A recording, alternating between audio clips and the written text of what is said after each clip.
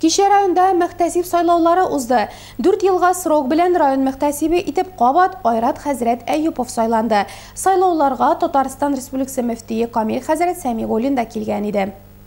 Мөфтинең визиты район башлыгы Рауль Кузюров белән очрашудан башланып китте.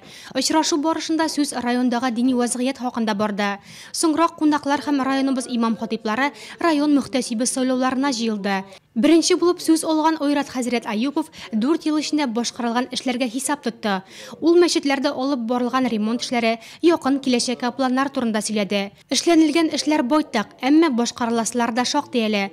Сайлауга килүчеләрнең бер өлеше район мөхтәсибе вазифасына Ирек хәзрәт Сайфуллинны тәкъдим итте. Республика мөфтие тәкъдиме белән исә Ирек хәзрәт район мөхтәсибенең беренче урынбасары итеп билгеләнде. Ачык сайлау юлы белән район мөхтәсибе вазифасына Айрат Әйюпов сайланды.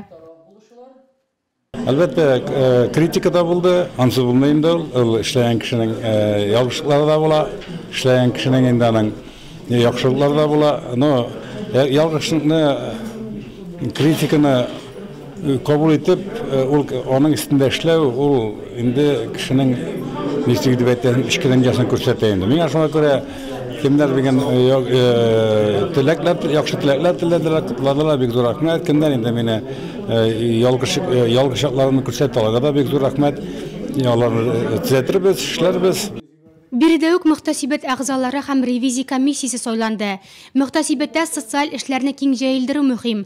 Моннан тыш мөхтәсибәт алдында зур җитди эшләр тора, диде Камил хәзрәт Сәмигуллин. Бүген мөхтәсибебезне яңадан сайладык. Бер кеше генә каршылык күрсәтте, калганнар бер тавыштан ризалыкны белдерделәр. Без Айрат хәзрәтебездән канәгать, ул бик әйбәт эшли. Шул ук вакытта Татарстаныбызның Аксакаллар шурасының рәисе булып тора. Ул кешегә без ышанабыз. Шул ук көнне район башлыгы Рауль Кузюров һәм республика мөфтие яңа төзелеп килүче Миңнегөл мәчетендә барган эшләр белән дә танышты. Мәчетне сафка бастырырга тагын 5 миллион сумлап акча кирәк. Халык булышлыгы районыбызның дини язмышына битараф булмаган кешеләр ярдәме белән тиздән әлеге мәчеттә беренче озан тавышы яңгырар. Без дә үз чиратыбызда хәлебездән килгәнчә булышырбыз, диде Татарстан Республикасы мөфтие Камил хәзрәт Сәмигуллин.